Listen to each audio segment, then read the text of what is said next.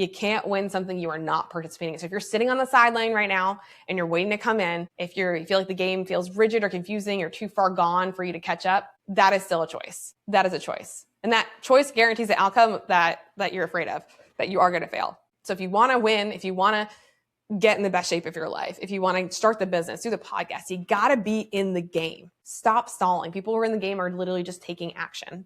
Welcome to What If It All Goes Right, the show for high achievers who are ready to stop fearing the worst and start stepping into their power.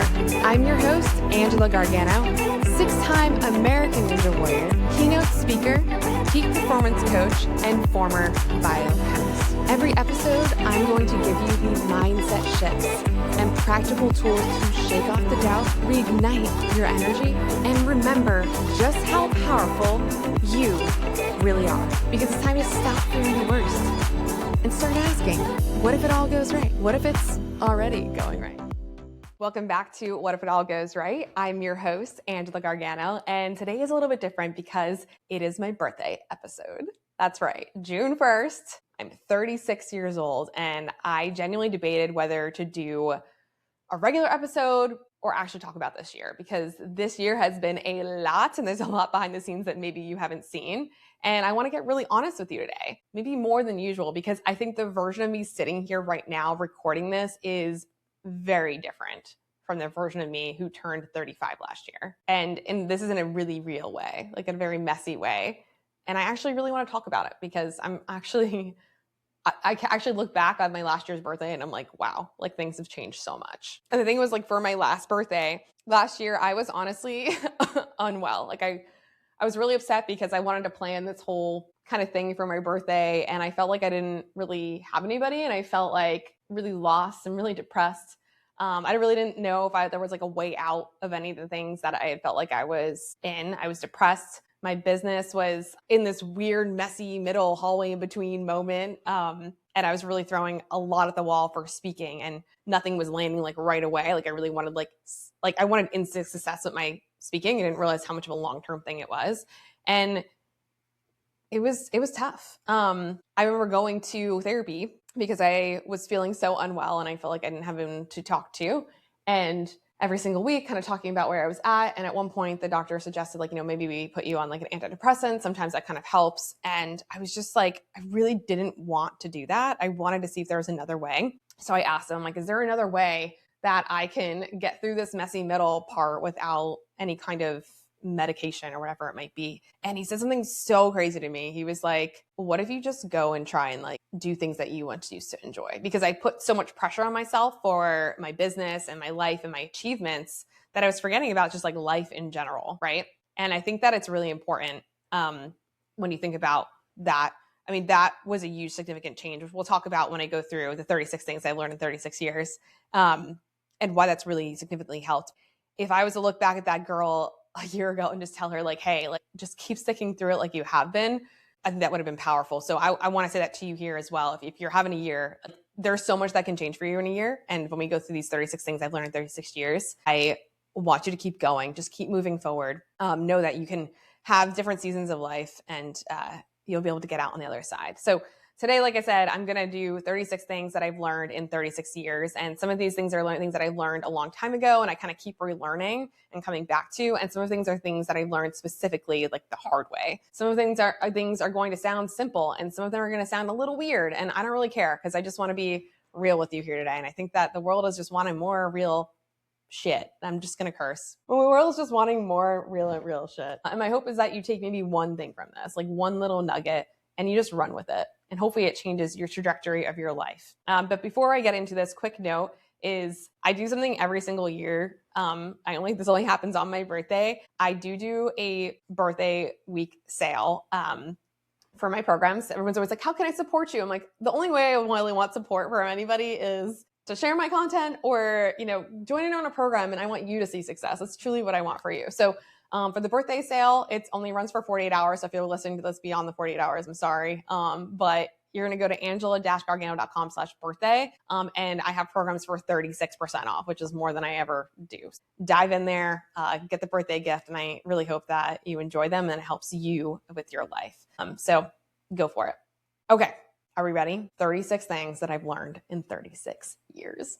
Here we go. The first one's going to sound depressing, but no one is coming to save you. And once you really get that, it's not depressing, it's freeing, right? It really changes everything, because when you stop waiting, you start moving, right? Nobody's coming to save you. No one's coming to pick you off the ground, right? And for me, this really landed when I was feeling really depressed, and I realized there was not anybody around me who was going to come save me or who was going to do the work for me to figure out what I needed to do next. There's only people that around that might give you some like tips and tricks and stuff, but they're not going to come save you and do it for you. So once you start to realize that, you can take the control back of your life, which is exactly what I did. I decided to just take control and move forward. And I'm so glad that I did, and I got out on this other side. Number 2, everyone is mostly just thinking about themselves, and that's also okay. Right? Most of the time when you think someone is judging you or analyzing you and your every move, they're just not. They're thinking about their own stuff. They have their own little world that they are in, which is kind of wild, right?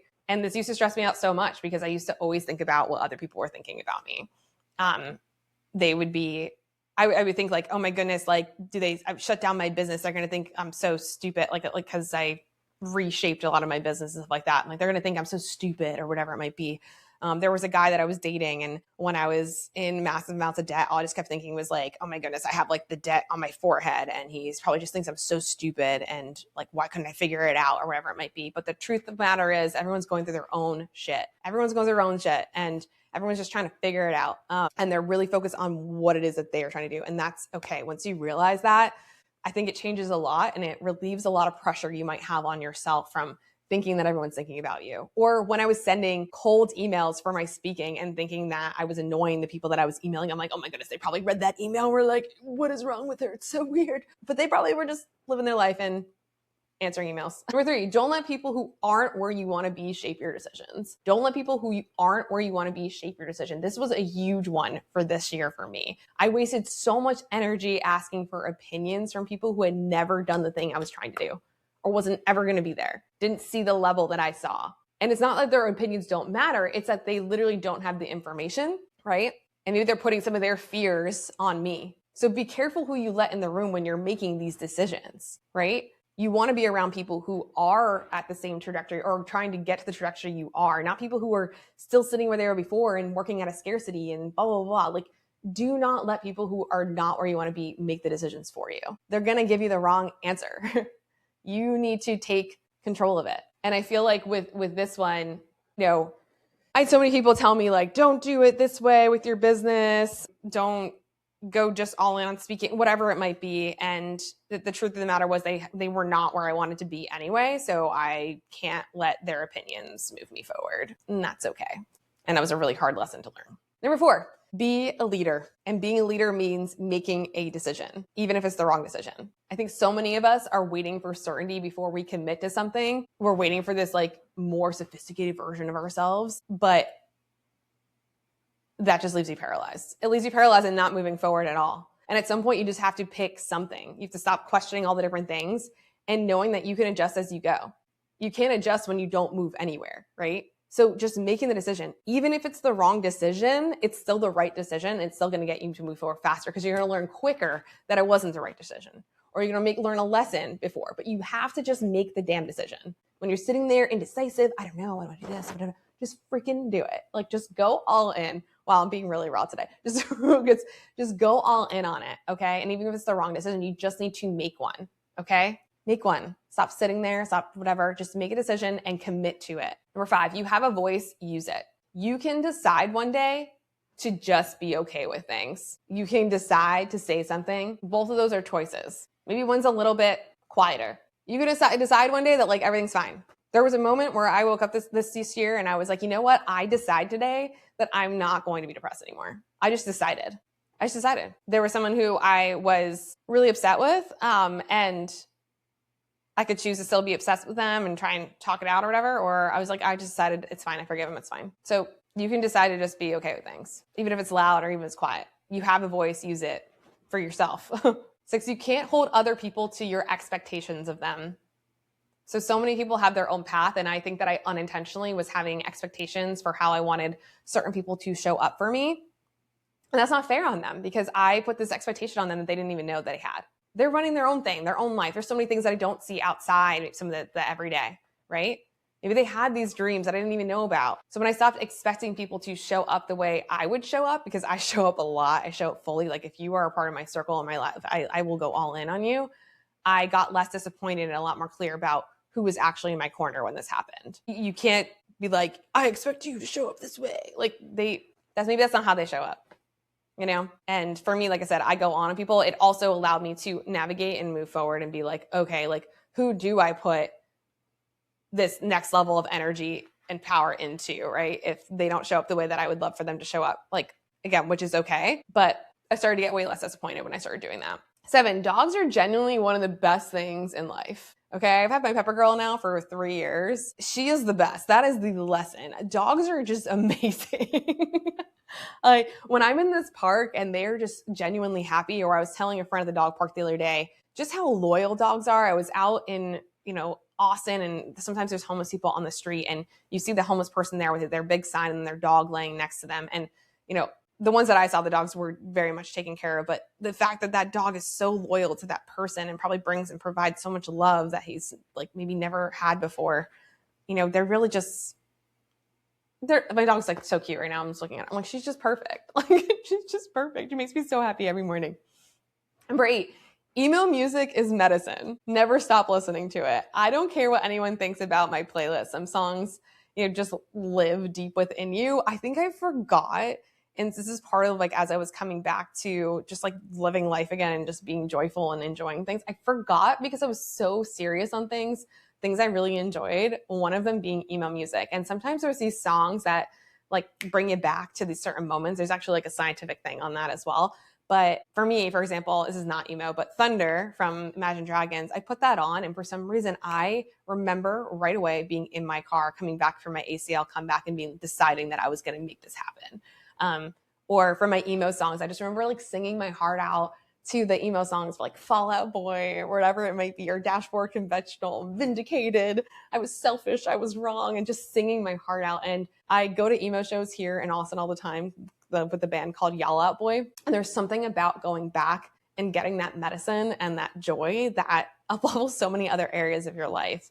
And it's funny because emo music is supposed to be like sad music, but it just like makes me so happy. So maybe whatever that is for you. And I kept trying to get into this whole like EDM thing because people here in Austin, like, there's some EDM music I like, but it just doesn't bring me the joy that a good emo sing-along song goes with, or a good like 90s song goes to. 9, talking to yourself out loud is one of the most underrated tools that nobody talks about, like full-on therapy vibes. I do it in the car. I do it in the walks. I do it in a 2-hour drive back from Houston.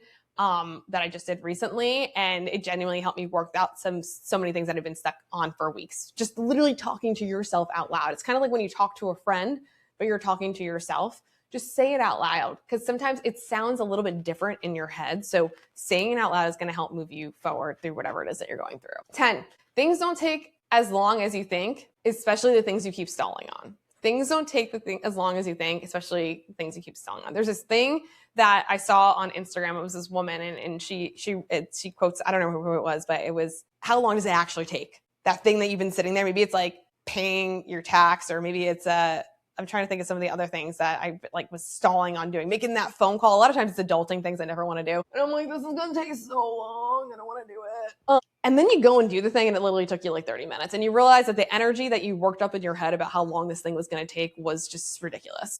A lot of times some of the things don't take as long as you actually think they're going to take. I've actually seen some people do things where they do like admin nights too, where there's a certain task that they feel like is going to take forever and they've been stalling. They all come together and everyone just like does it. So I thought that was actually kind of a really cool thing. So yeah, it doesn't really take as long as you think a lot of times. Working out, for example.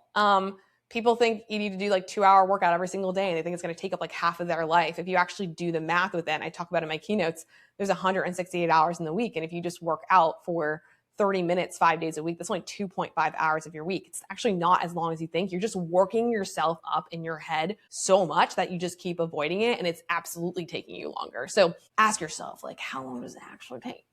11, you can break your generational patterns and choose your own path. And this one was really big, right? And I'm still working on this, but you're not required to repeat what has been handed to you in your life. You can decide what to carry forward and what stops with you, right? I think that for all for all people, a lot of times they blame their parents for like being a certain way for things happening. And I don't think that anyone should blame their parents for anything. I think that their parents, for me, at least I know my parents, they did the best they possibly could. Like if I think about where they grew up and the things that they've gone through, like they did really the next best thing here. And they created a next piece for the generation forward. And the same, I get the opportunity to do that as well. I get to break any generational patterns. I get to break things that, maybe they thought were going to work, like having like normal jobs and stuff like that, and become an entrepreneur, right? I get to do that.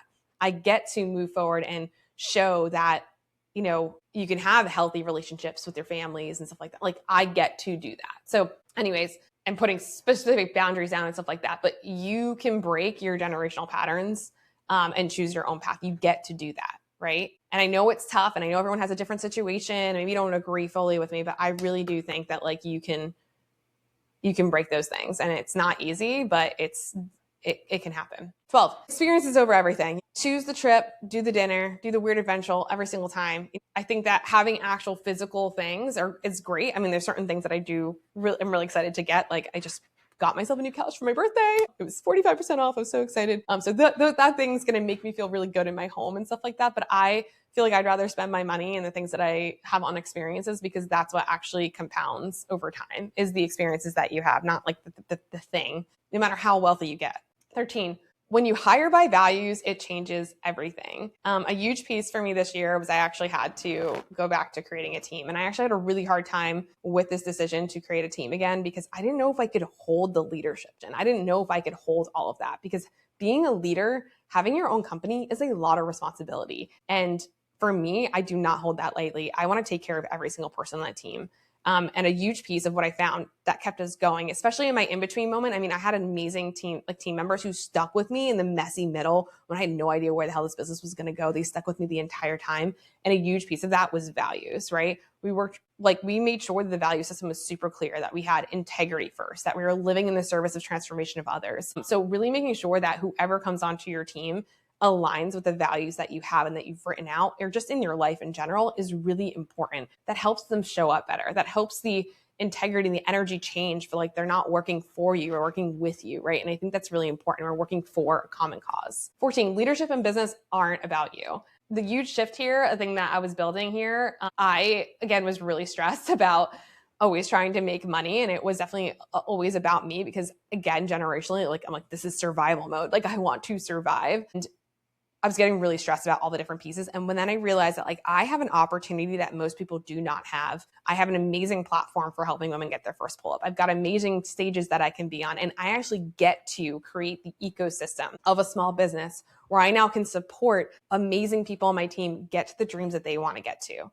I've been much more open about asking my team members, where do you want to go? Like, what is your financial goal? Where do you see yourself? And I get to create that space, and I get to create a really great work environment. So when I started to shift that the business is no longer, it's not about me, it's about the people we serve. It's also about creating that ecosystem and that team who I can support, and I get to do that. I think it's really powerful, and it made me look at things a lot differently and really shift how I was doing things. I mean, my whole energy shifted when it went from that, instead of like, 15, don't get too high or too low, stay steady. I can't wait to make a whole podcast on this. I'm still working on this, but I think a lot of times, the wins are really great. The hard days are really hard, but I think people who actually can somehow sustain this like level-headedness over a period of time are the ones who actually are successful and can stay in things longer, right? Because I think sometimes like in my family, in my life, like everything was really high or really low. It was like really dramatic or really not. And that really can kind of like mess with you like emotionally in so many different ways. So how can you kind of stay somewhere in the middle? And a great example of this is I'm going to say her name wrong. I think it was Alyssa Liu, who was the ice skater this year, who won the Olympics. When they asked her, like, how do you feel winning gold? You must feel like on top of the world. She's like, nope, I feel the same. And I think that was really, really key to allow it to just be here, because otherwise you're going really high. And then when you're not at this high, you're dropping really, really low. So figuring out how to keep things somewhere in the steady in the middle is really important. Centering yourself, getting your back to it. That's how you actually stay in the game longer. I think with so many different things, actually business, when business things go up and down, how can even when things are tough, you keep going. Layla Hormozi, I saw her post this the other day. She said that team member came up to her because like 3 people quit, and she, I think, was expecting a huge reaction from Layla, like, and Layla was like, okay, cool. What do? Kept it steady. That I think is really important. 16, most of life is just ordinary and boring, and nobody shows that part. The behind the scenes a lot of times that we don't see are just, really tedious, repetitive, unsexy work done consistently for a long time. And that's the whole thing. The higher, is great. It's great to see the top and the bottom. Recently I was looking on an Instagram reel with Shelby Sapp, who's created the remote sales academy insanity. And people are always like, Kelby, we want to see the day in the life. She's like, girl, you don't want to see the day in my life. The day in my life is me on my computer working my butt off. It's boring. It's not that exciting. Yes, I'm in a cool location. Yes, I have freedom to do things. It's great. But if you really want to do something extraordinary, a lot of times it's doing in the ordinary, really boring things in between and staying consistent with it, because it's not going to be exciting every single day. So I think it's really important to kind of know that most of life is ordinary in the middle. You only get 1% at the top and 1% at the bottom. And then the rest of it is the in-between. That hallway in between is where we live. 17, travel credit cards and points are a life hack. Learn them. I did not know anything about this, but now that I'm really traveling more for speaking, I'm not in personal finance, but it's really changing the way that I travel.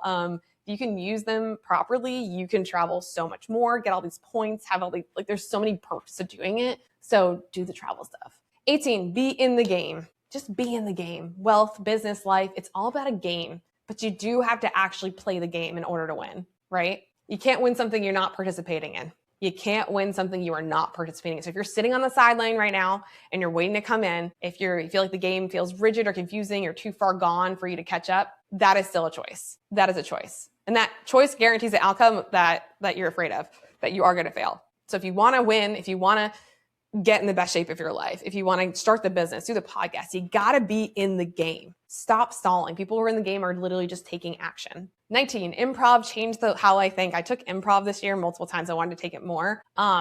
Yes, and is a way of living, and it's not just a stage technique. So I think what's really important about improv, and I honestly think everybody should take improv, is it really allows you to just be okay with failing. And we had this part where if you didn't get the improv part quote unquote right, which there's no right, everyone would scream and he failed, and we'd all be he failed, and we'd celebrate it, right? It's also just a way of living and showing a shift that you can continue to be additive to things in your life. So highly suggest taking improv if it's for keynote speaking, whatever, just for life in general. I think everybody should be required to take improv. Also, you have so much fun. I literally cried, laughed so many times. 20, not everyone is for you, and that's not a loss. It's okay. Some of the best things that happened to me this year started with something or someone falling away. And at the time it felt like a problem and it felt like it sucked, but it actually, now I'm realizing that it's a clearing. Not everybody is meant for you. I get really invested with people and relationships. That's just how I am. But noticing that oh, that person doesn't need to be in my life. And actually they maybe had there was a section and a reason for that relationship that we had, but it wasn't a forever thing. It was great to just kind of know that not everyone has to be for me. And that's all right. 21, store potatoes in a dark place and not in the fridge. 36 years, and I only learned this recently. I don't know what else I've been doing wrong, but storing stuff, I think you learn it in your 30s. I have reels going super crazy viral on IG right now that are all about potatoes in your armpits for your pull-up. And I took them out of the fridge, and someone said in the fridge, and I Googled it, and I was they were definitely not supposed to be in the fridge. They're supposed to be in a dark, cold place. So yeah, learning how to store my food has definitely been interesting in my 30s. 22, a travel blender is legitimately a life hack if you don't travel consistently. A huge piece this year was learning how to manage travel without getting too high, getting too low, without losing myself. It is very easy to lose yourself when you're on the road because the food's not great. Life happens. And one of the things I made sure I stay consistent with is having my shake in the morning every day. But I wanted something to blend it. So I got this travel blender. You press the button and it spins it up, and it just makes me so excited. I just love it. Little things like that. 23, invest in a trainer, invest in your physical health, and do not negotiate on this. I don't care what is in my bank account, and I don't care what it looks like. Again, I was in a massive amount of debt until literally probably 2 days ago when I finally paid everything off. And I did not give a shit. I'm so happy that I invested and put money into a trainer. Your body is a vehicle for everything. Take care of it first. If you're having trouble showing up for yourself and getting your workouts in or whatever it might be, either hire a damn trainer or get on a workout program. Again, we have got Strong Feels Good that you can use. This is not a marketing technique. This is literally just me telling you that even as a trainer, I hire a trainer. And when you feel good in your body, when you show up and you're getting those workouts in, okay, you feel different. You feel so much more powerful. You're able to make better decisions. So just invest in it. And it's not as much as you think, right? It's not as much as you think. Recently, I talked to, or someone was talking about how, someone had redone their entire bathroom and then spent like all this money on it, but then wouldn't hire a trainer and their health is like going to shit. It's like, why not just use the money and hire the trainer? So this way you can enjoy the bathroom and then like you'll actually make more money.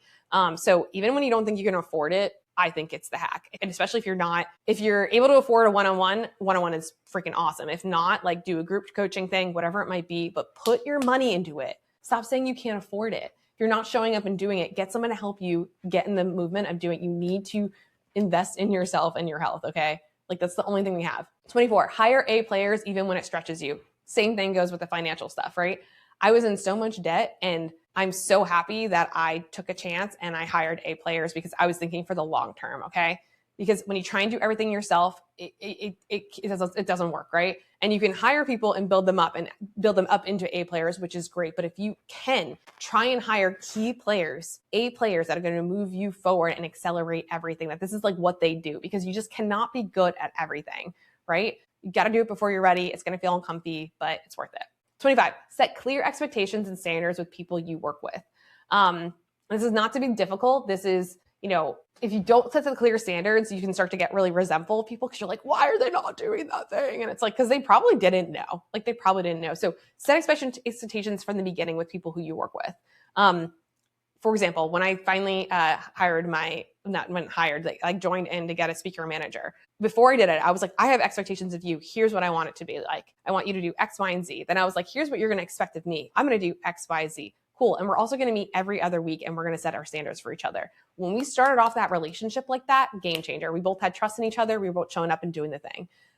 Setting the clear expectation for the beginning. So you can also go back and be like, wait, we had these expectations. What is going wrong? How can we fix it? And being more solution oriented is going to be key. 26, life is better off Zoom as much as possible. Man, I'm just so zoomed out. Like I'm just so over it. Like I just want to be with people. And that's why I'm loving speaking at events right now. I just love being like with people in person. If I can just get a second and have their energy. And it's actually shown that like the Zooms you're just not getting the person's energy. So it feels like a lot more draining. So get off Zoom if you can.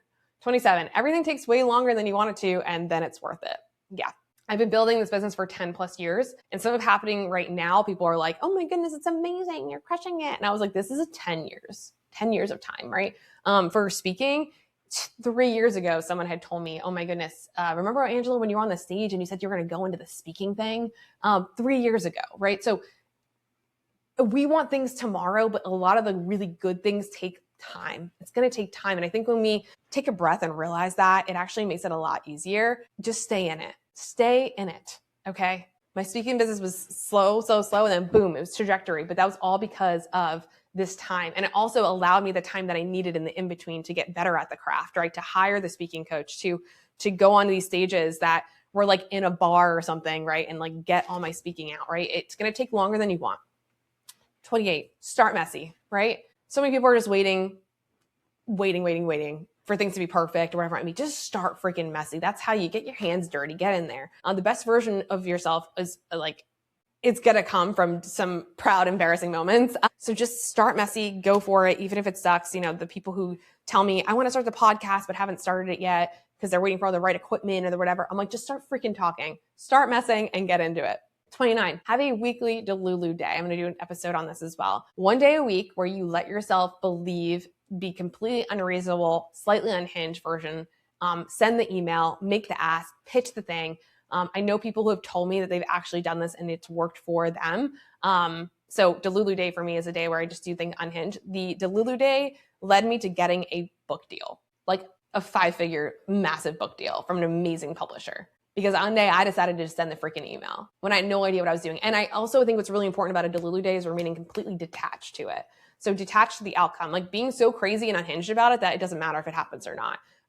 That relaxation of it, I think really sent it over the edge for me this year. And I got that book deal. And I mean, I've been wanting this book deal forever, but I feel so ready to write this book and add that.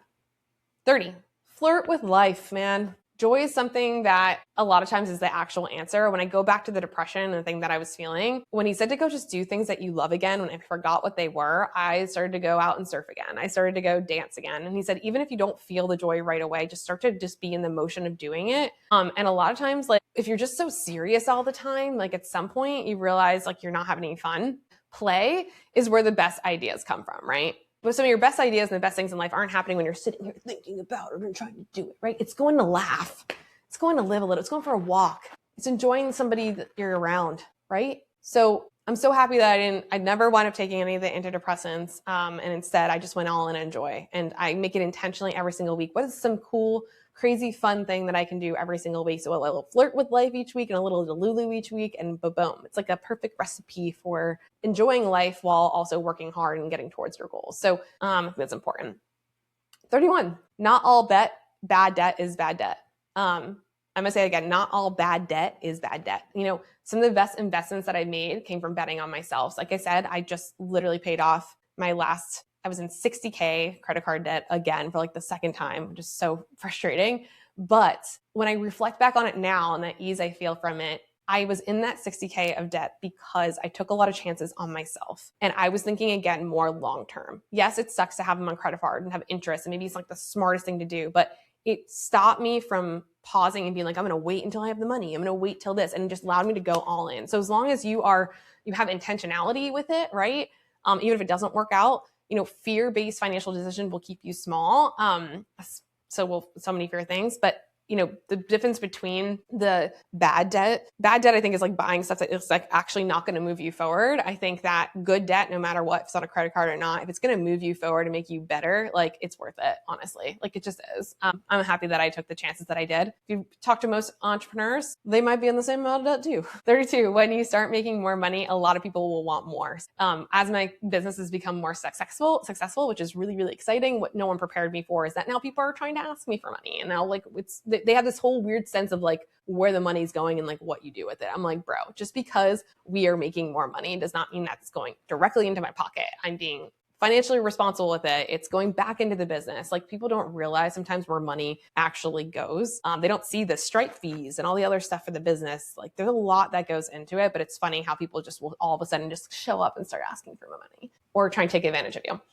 33, so much can change in 1 year if you let it.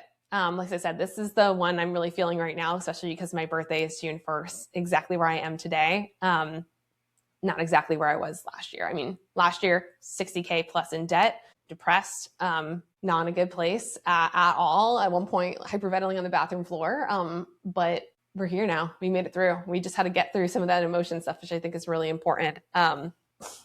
Yeah.